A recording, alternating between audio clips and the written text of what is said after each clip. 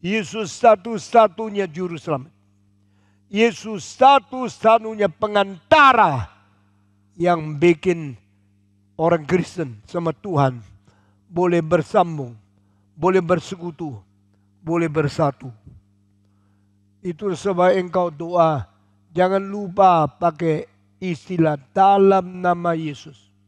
Baru bicara amin. Karena bukan melalui rasul, bukan melalui nabi, bukan melalui malaikat, juga bukan melalui Maria. Doa engkau bisa diterima hanya melalui Yesus Kristus. Amin. Saudara-saudara, tanpa Kristus menjadi pengantara, tidak ada hubungan manusia dengan Tuhan Allah. Tidak ada berkat Allah boleh datang kepada manusia. Hanya Yesus yang menengahi. Dia mengalahkan setan. Dia mensambung doa kepada Tuhan. Dia memberikan jalan anugerah Tuhan kembali kepada manusia. Dia yang menengah. Dia yang menghancurkan kuasa penghambat. Dia yang berhentikan pemberontakan setan. Sehingga dia yang membuat jalan ini bisa lancar tembus dari surga ke dunia.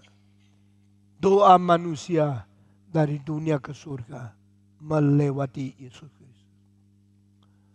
Sekarang saya mau tanya, mengapa setan mengatakan saya berontak, saya melawan Tuhan, saya tidak mau menerima Yesus sebagai juru selamat, saya tidak mengaku Yesus sebagai pengantara, saya tidak mau taat, saya tidak mau takluk, saya tidak mau berbakti kepada Yesus. Kenapa?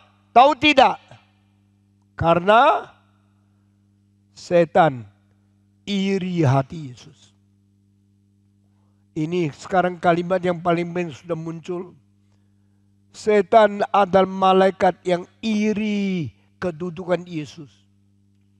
Bukankah saya paling tinggi? Manusia lebih rendah. Engkau menciptakan saya lebih tinggi daripada manusia. Engkau mencipta manusia lebih rendah dari saya. Maka manusia mengagumi saya. Itu harus. Manusia menyembah saya. Itu harus. Tetapi suruh manusia menyembah Yesus, saya tidak terima lagi. Apalagi menyuruh saya menyembah Yesus. Malaikat tidak bisa terima kedudukan Yesus lebih tinggi dari dia. Malaikat tidak terima di antara manusia dan Allah masih ada Tuhan di tengahnya. I don't recognize Him.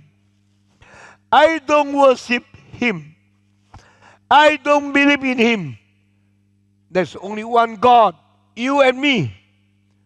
Di antara saya dan Allah, tidak boleh ada pengantara lain. Semacam yang mengaku Allah ada anak yang menjadi pengantara di antara langit dan bumi. Dan agama kedua tidak mau, tidak percaya, tidak terima, dan tidak berbakti kepada Yesus Kristus. Mereka tidak percaya perlu anak Allah yang tunggal menjadi pengantara. Mereka tidak percaya perlu ada orang di tengah-tengah Allah manusia. Buang Yesus. Jangan percaya Yesus. Yahudi mensalibkan dia. Setan suruh kita menyangkal dia. Lalu semua agama berkata, Tuhan berada. Saya dicipta oleh Tuhan. Saya datang kepada Tuhan. Tidak usah melewati Yesus. Itu semua agama. Tidak ada satu agama yang percaya perlu Yesus. Tidak ada satu agama yang percaya harus berdoa melalui Yesus. Harus berbakti kepada Allah melalui Yesus. Mereka kira saya Tuhan cukup. Know the existence of the Son of God. Do not believe and do not worship Him. Tapi Tuhan berkata, let all the angels of God worship Him. Sekarang Saya meneruskan bagian yang terakhir, yaitu apa yang terjadi pada hidup Saul yang dibuang oleh Tuhan. Apa hidup yang Daud diterima oleh Tuhan. Daud terima oleh Tuhan karena dia mengenal Kristologi. Saul tidak diterima oleh Tuhan karena dia menolak Kristologi. Engkau bilang Alkitab tidak tulis ini, tapi dengar kalimat di bawah ini. Saul tahu dia berdosa, tetapi Saul bertobat pura-pura. Saul tidak ada pengantara. Saul tidak minta pengampunan.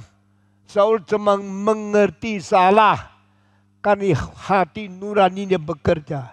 Beritahukan dia, engkau kalah hidup baik seperti Daud. Engkau mau membunuh dia bukan? Kenapa? Karena engkau iri hati. Bagaimana Saul iri hati Daud? Sama seperti setan iri Yesus Kristus. Setan tidak mau Yesus. Sama seperti Saul tidak mau bertobat. Tidak menerima anugerah Tuhan. Tidak mau mengaku dosa dengan sungguh-sungguh. Maunya pura-pura. Lalu minta diberkati Tuhan. Itu tidak mungkin.